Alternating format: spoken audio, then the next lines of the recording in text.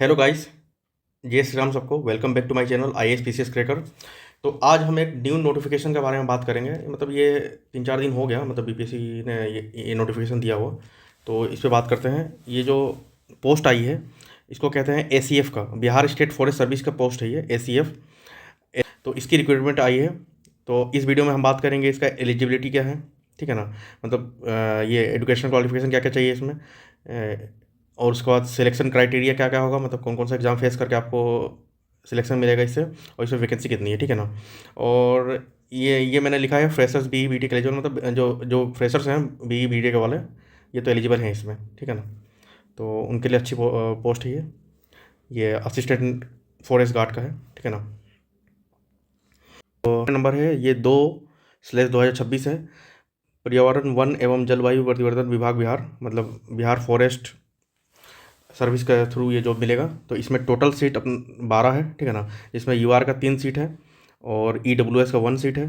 बाकी अनुसूचित जाति SC का 2 सीट है, मतलब एक एक सीट ऐसे और एक सीट बैकलॉग है, ठीक है ना। और ST का मतलब सीट नहीं है। और EBC का टोटल 4 सीट है, जिसमें 2 सीट ऐसे है और 2 सीट आपका मतलब बैकलॉग वाला है।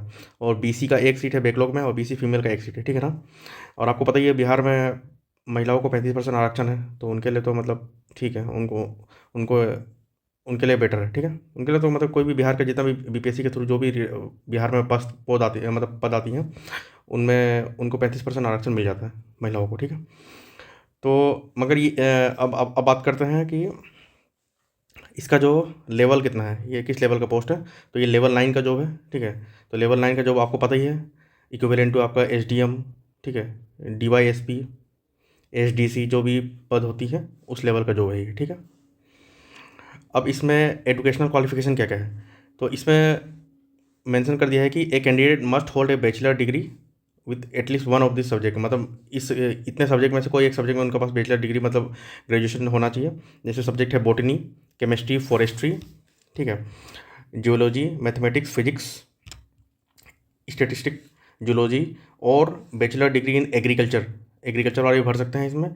और in engineering of any recognize university, मतलब इंजीनियरिंग वाले तो सारे भर सकते हैं। अब इंजीनियरिंग में मतलब होता है ना, मैकेनिकल हो गया, इलेक्ट्रिकल हो गया, ठीक है, सिविल हो गया, कंप्यूटर साइंस हो गया, इलेक्ट्रॉनिक्स वाले हो गए, ठीक है ना, या फिर आपका मेटलर्जी वाला हो गया, मतलब जितने भी इंजीनियरिंग वाले हैं वो सारे इसमें भर सकते हैं। मतलब फ्रेशर्स हैं, फ्रेशर्स इंजीनियरिंग वाले सारे एलिजिबल हैं इसमें, ठीक है। अब इसमें उम्र सीमा तो आपका मिनिमम 21, और जो मैक्सिमम जनरल के 37, ये पुरुषों के लिए जनरल। और वहीं अनारक्षित महिला मतलब UR जो फीमेल है उनके लिए 40 है, ठीक है। अब आता है इसका जो सिलेक्शन प्रोसेस है, ठीक है।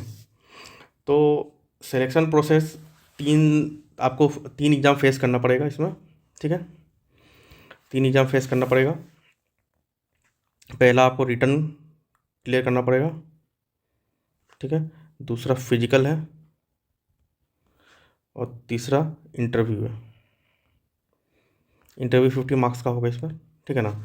तो रिटर्न में देखिए अनिवार्य विषय मतलब कंपलसरी सब्जेक्ट ये है आपका, आपके पास सामान्य हिंदी कंपलसरी सब्जेक्ट, अंग्रेजी, सामान्य ज्ञान मतलब जनरल स्टडीज़, और ये मैथमेटिक्स एंड इन्वायरमेंट, ठीक है। और इसका क्या सिलेबस रहेगा, तो सिलेबस के बारे में इन्होंने स्पेशली मेंशन कर दिया है। ये देखिए इसमें इन्होंने मेंशन किया है कि जो एज पर ये बिहार स्कूल एग्जामिनेशन बोर्ड होता है BSEB का, तो syllabus the syllabus is available, ये वेबसाइट में इन्होंने कहा है। तो मतलब सेम जो आपका जो जो होता है ना Bihar Bihar school examination board BSEB में जो मेट्रिक लेवल का, हिंदी मेट्रिक लेवल का रहेगा, अंग्रेजी भी मेट्रिक लेवल का रहेगा, ठीक है ना, जो बिहार बोर्ड का होता है, ठीक है। तो 50 अंक का होगा, ठीक है, हिंदी 1.5 घंटे का, जिसमें आपको मतलब 20 मार्क्स मतलब आपको लाना ही लाना है, कंपलसरी है। मतलब ये कट ऑफ हो गया, समझ लिया, मतलब इससे कम हुआ तो आपका पेपर आगे चेक नहीं होगा। फिर इंग्लिश में 50 नंबर का होगा 1.5 घंटा का, ठीक है, उसमें भी 20 अंक लाना होगा। तो मतलब समझ लीजिए 50 मार्क्स का हिंदी, 50 मार्क्स का इंग्लिश, जिसमें 20-20 अंक आपको लाना ही होगा, और 1.5 घंटा का समय होगा, ठीक है। फिर सामान्य ज्ञान है, जनरल स्टडीज़, ये 100 नंबर का पेपर है, ठीक है, और ये 2 घंटा का होगा।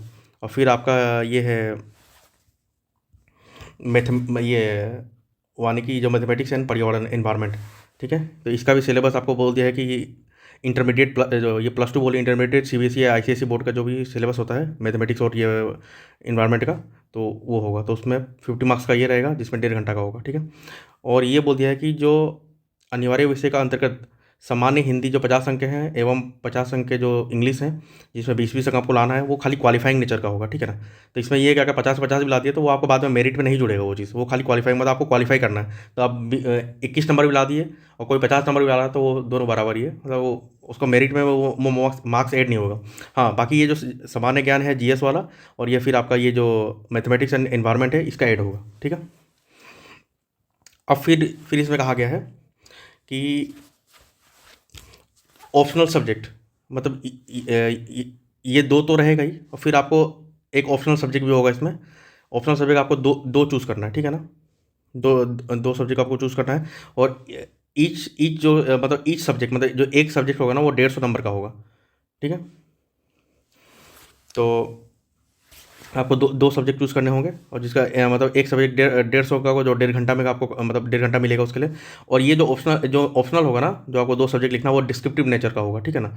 मतलब आपको जैसे बीपीएससी सिविल सेवा पे या बीपीसी जो जो जैसे मेंस पेपर होता है ना, आपको वो आंसर लिखने वाला होगा, वो एमसीक्यू टाइप नहीं होगा, डिस्क्रिप्टिव नेचर का होगा, ठीक है। इन्होंने स्पेशली ये मेंशन कर दिया है इन्होंने, ठीक है, ये आप लोग पढ़ सकते हैं।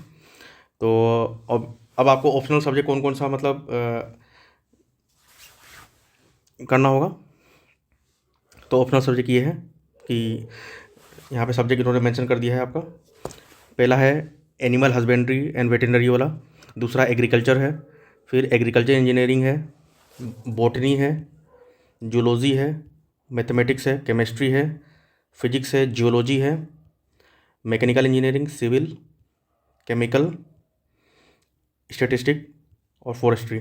एक चीज़ ध्यान दीजिएगा, इसमें एलिजिबल तो इंजीनियरिंग के सारे ब्रांच हैं, सारा उन्होंने मेंशन किया है कि इंजीनियरिंग में आपका पास बैचलर डिग्री तो आप एलिजिबल हैं। बट जब ऑप्शनल लेने की बारी आएगी, जैसे आप मैकेनिकल से हैं तो आप कहते तो ठीक है, मैकेनिकल का आप मैकेनिकल से एलिजिबल भी हैं और आपका ऑप्शनल भी मैकेनिकल है, तो आप ले सकते हैं। अब जैसे किसी ने इलेक्ट्रिकल से फॉर्म भर दिया, एलिजिबल तो है, वो फॉर्म भर सकते हैं, मगर उनको इन्हीं में से कोई ऑप्शनल लेना पड़ेगा। तो उनका यहाँ पे इलेक्ट्रिकल इंजीनियरिंग का ऑप्शनल नहीं है यहाँ पे, ठीक है। बाकी सिविल इंजीनियरिंग है और मैकेनिकल तो है। अब जैसे कंप्यूटर साइंस वाले हैं, इलेक्ट्रॉनिक्स वाले हैं, तो उनके लिए थोड़ा मतलब उनको इन्हीं में से कोई सब्जेक्ट लेना होगा, या मैथमेटिक्स ले लें या फिर फिजिक्स ले लें, केमिस्ट्री ले लें, ये सब है, ठीक है। और कुछ सब्जेक्ट हम इन्होंने कहा है कि उम्मीदवारों को निम्नलिखित विषय संयोजन लेने की अनुमति नहीं है, मतलब कुछ ऑप्शनल सब्जेक्ट आप नहीं ले सकते हैं, जैसे कि एग्रीकल्चर एंड एग्रीकल्चरल इंजीनियरिंग, ठीक है। फिर बोला है एग्रीकल्चर एंड बॉटनी, मतलब ये कहा जैसे आपको यहाँ पे ये कहना ये चाह रहे हैं कि ऑप्शनल आपको दो पेपर होगा, जो 150 नंबर का एक पेपर, 150 नंबर का दूसरा पेपर, ठीक है। तो आप कंबाइन मतलब सेम नहीं ले सकते हैं, मतलब जैसे आपने एग्रीकल्चर भी ले लिया और एग्रीकल्चर इंजीनियरिंग भी ले लिया, तो ऐसे नहीं ले सकते हैं। मतलब अब यहाँ पे देखिए, यहाँ पे क्या लिया है इन्होंने, एग्रीकल्चर एंड बॉटनी, ठीक है। तो ऐसे नहीं ले सकते हैं, ठीक है। मतलब आपको एक ही, मतलब जैसे दोनों पेपर है ना, तो आपको एक मतलब एक ही लेना पड़ेगा, मतलब अलग अलग नहीं ले सकते हैं। अब जैसा किसी ने पहला पेपर मैकेनिकल ले लिया, दूसरा पेपर सिविल ले लिया, ऐसा नहीं है, आपको दोनों पेपर मैकेनिकल ही लेना पड़ेगा या दोनों पेपर सिविल लेना पड़ेगा, ठीक है। तो यही इन्होंने मेंशन किया है, ठीक है।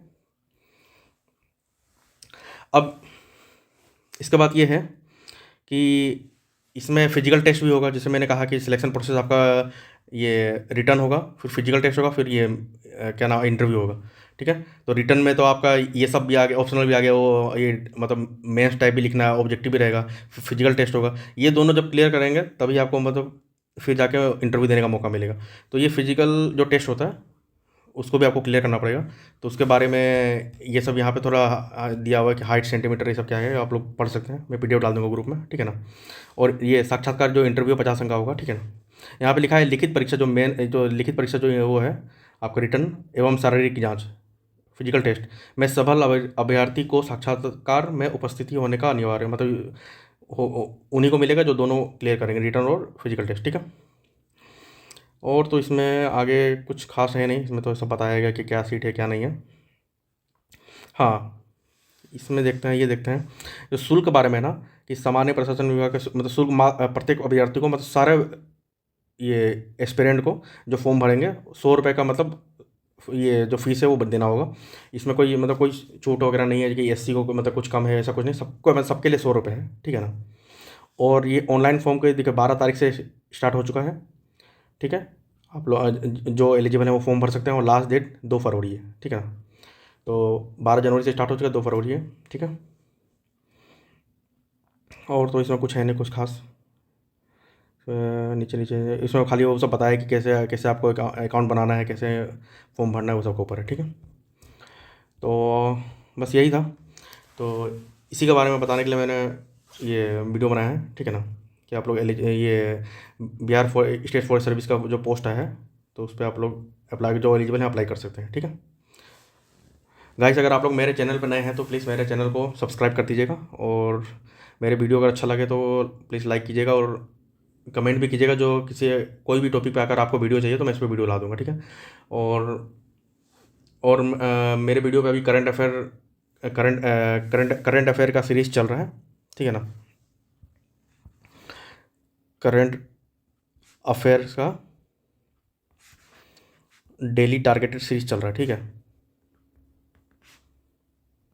जिस पे मैं डेली वीडियो ला रहा हूँ। जो मैगज़ीन है, जैसे एडिटोरिया का मैगज़ीन है ना, ईयरली मैगज़ीन, ईयरली वाला, उसका जितना टॉपिक है मैं डेली बेसिस पे कंप्लीट कर रहा हूँ उसको, ठीक है ना। तो आज आज जैसे मतलब मैंने जो आप लोग इंडेक्स में देखिएगा तो 2 टॉपिक मैंने कंप्लीट कर दिया। जो उसका जो फटाफट जो सीरीज़ है वो कंप्लीट कर दिया, और बिहार विधानसभा वाला जो 2025 में इलेक्शन हुआ था वो टॉपिक खत्म कर दिया, ठीक है। तो इसी तरह मैं सारा टॉपिक कंप्लीट कर दूंगा। आपको पता है कि अभी आपके पास 90 डेज़ है, मतलब 3 महीना है ऑलमोस्ट एग्ज़ाम के लिए। तो आप लोग इसी तरह मतलब कर सकते हैं, ठीक है ना। आप तो वो मैं सीरीज़ मतलब मैक्सिमम आपको मैं तो 1 महीना के अंदर वो सीरीज़ मैं पूरा निपटा दूंगा, पूरा विद वीडियो के साथ। उसके बाद फिर भी आपके पास 2 महीना रहेगा, तो फिर हम लोग रिवीजन, फिर हम लोग कुछ और मैगजीन से करेंगे। उसके बाद मैं आप लोग को इको सर्वे, ठीक है ना, फिर बजट, ये भी इसका भी वीडियो ला दूंगा, ठीक है ना। तो पहले आप लोग पहले अभी ईयरली वाला हम लोग कंप्लीट करते हैं साथ मिलकर, ठीक है। तो जैसा होगा आप लोग कमेंट में कमेंट कीजिएगा। और मेरे अगर टेलीग्राम चैनल से नहीं जुड़े हैं तो मेरे टेलीग्राम चैनल का नाम है IAS PCS क्रैकर। ये आप लोग टेलीग्राम पे सर्च कर सकते हैं, नहीं तो मैं ये अपना टेलीग्राम चैनल का लिंक है जो कमेंट, इस वीडियो का कमेंट में डाल दूंगा।